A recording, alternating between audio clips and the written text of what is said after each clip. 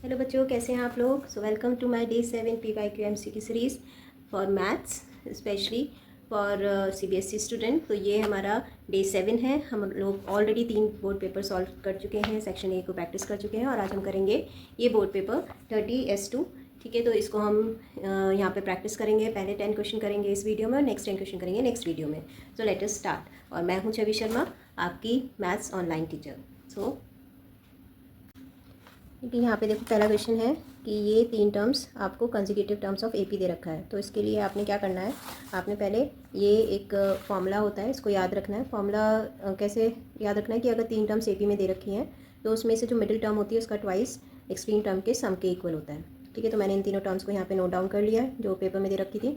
अब ये मिडिल है और ये दोनों एक्सट्रीम है, तो मिडिल का ट्वाइस यहाँ पे करा और एक्सट्रीम के सम के इक्वल रख दिया। ठीक है, अब हमने इसको सॉल्व करा तो 2 2 ज़ा 4 और ये 4 आ गया, ये आ गया। अब हम इसको सॉल्व करेंगे तो 4 के -3 के हो जाएगा, तो के आ गया। और ये 13 माइनस का 4 जाकर प्लस, तो यहाँ पे आपका 13 + 4 ये कितना हो जाएगा 17। ठीक है, तो 17 इज़ द आंसर। तो ये बी ऑप्शन इसका आंसर हो जाएगा आपका, जो पेपर में दे रखा है। नेक्स्ट है the point on x axis which is equidistant from point this and this. अब कोई पॉइंट है जो कि इन दोनों पॉइंट से इक्विडिस्टेंट है और वो पॉइंट एक्स एक्सिस पे दे रखा है। क्वेश्चन 2 में आपने क्या करना है कि एक्स एक्सिस पे एक पॉइंट कंसीडर करना है।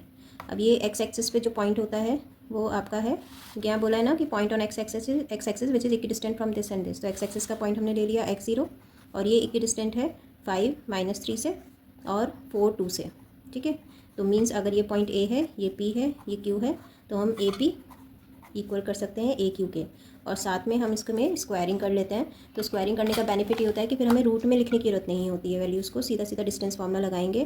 क्या होता है distance formula, x2 - x1 y2 - y1।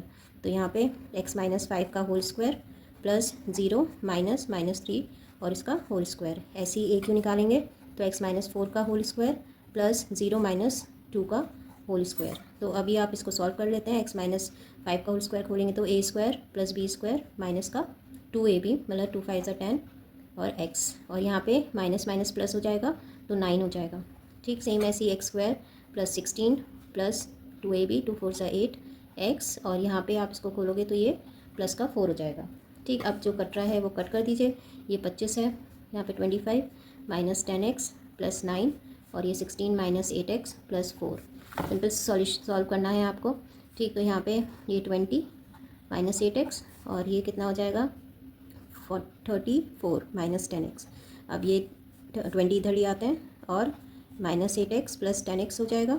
तो ये आपका हो गया सब्सट्रैक्शन के बाद 14 एंड दिस इज़ 2। तो x की वैल्यू यहाँ से कितना आ गया 7। तो पॉइंट हमारा क्या हो जाएगा जो x एक्सिस पे है 7 0। करेक्ट, तो आपका बी ऑप्शन हो गया आंसर। नेक्स्ट क्वेश्चन है थर्ड क्वेश्चन में बोला है the value of p for which the linear equation this and this has infinite many solution. तो इनफाइनाइट मैनी सॉल्यूशन की कंडीशन क्या होती है, a1/a2 equals to b1/b2 equals to c1/c2। तो यही हम अप्लाई करेंगे और इसको सॉल्व करेंगे। तो इक्वेशन में देखो ये तो a1 है, ठीक, ये b1 है और ये c1 है। ऐसे यहाँ पे a2 b2 और c2। ठीक है, तो यहाँ पे हम इनकी वैल्यू डाल देते हैं। तो यहाँ पे आपने डाला 3p, दिख रहा है ना 3p + 5 और यहाँ पे इसके नीचे 10।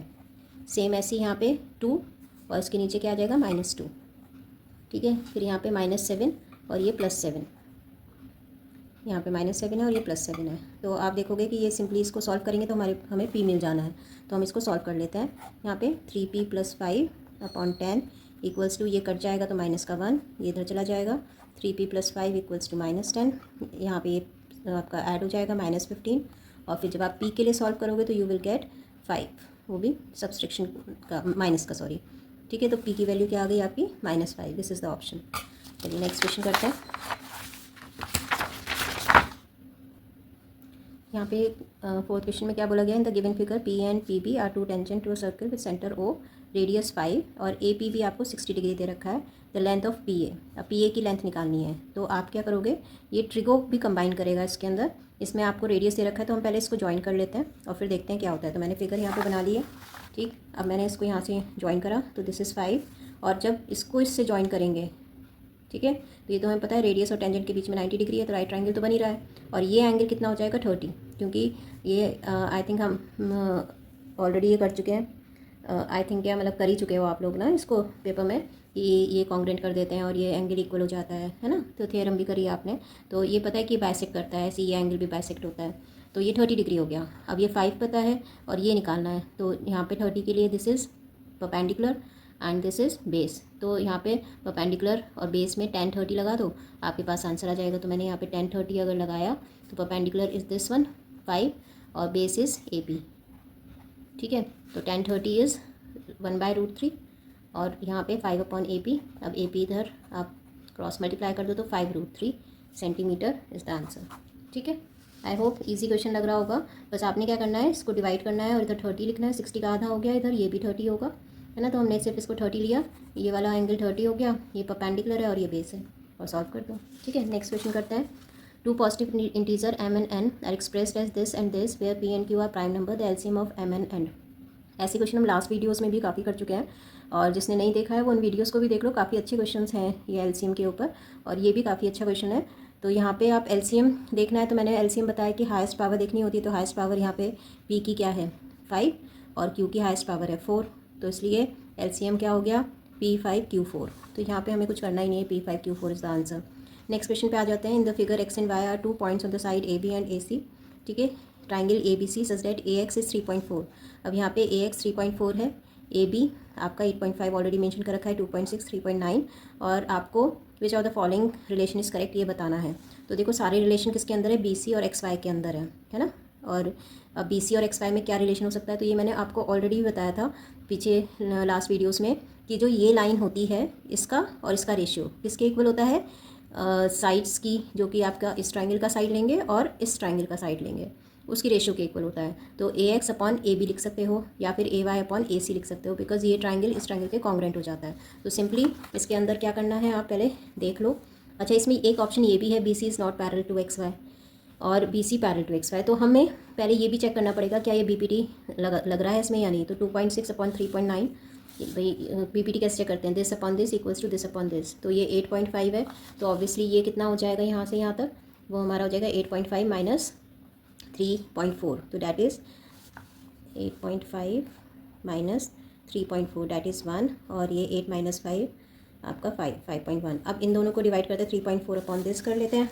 तो 3.4 अपॉन 5.1 इक्वल आ रहा है अगर 2.6 अपॉन 3.9 के, तो ये पैरेलल होंगे, अदरवाइज़ ये पैरेलल नहीं होंगे। तो यहाँ पे कट कर लेते हैं, डेसिमल्स तो निकल गए आपके। ठीक है, 13 2 इज़ 26 और 13 3 इज़ 39। ऐसे यहाँ पे देखो, इसको अगर हम 17 से कट करें तो 17 2 और 17 3 तो मीन्स 2/3 इक्वल्स 2/3। तो पैरेलल तो है ही, पैरेलल क्यों हो गई, क्योंकि आपका BPT थ्योरम सेटिस्फाई हो रहा है। तो हम सीधा लिख देंगे BC is parallel to XY। ठीक है, फिर दूसरा ऑप्शन चेक करने की अगर आपको ज़रूरत भी नहीं लग रही है, तो बस ये आपका हो गया कि BC is parallel to XY। चलिए नेक्स्ट क्वेश्चन करते हैं। नेक्स्ट क्वेश्चन है ट्रिगो का। यहाँ पे sin square theta plus 1/1 plus tan square theta दे रखा है, उसका वैल्यू फाइंड करना है। तो 1 प्लस tan स्क्वायर थीटा तो खुद आइडेंटिटी है, तो आपको 1 प्लस tan स्क्वायर थीटा पता है कि क्या होता है, सेक स्क्वायर थीटा होता है ना। आइडेंटिटी ऑलरेडी ये हमने कर रखी है कि 1 प्लस tan स्क्वायर थीटा ये सेक स्क्वायर थीटा। तो आपके पास जो क्वेश्चन है वो क्या है, sin square theta plus 1/1 plus tan square theta, और इसका वैल्यू फाइंड करना है। तो भाई यहाँ पे sin स्क्वायर थीटा डाल दो, सिंपल, और ये हो जाएगा 1/sec स्क्वायर थीटा।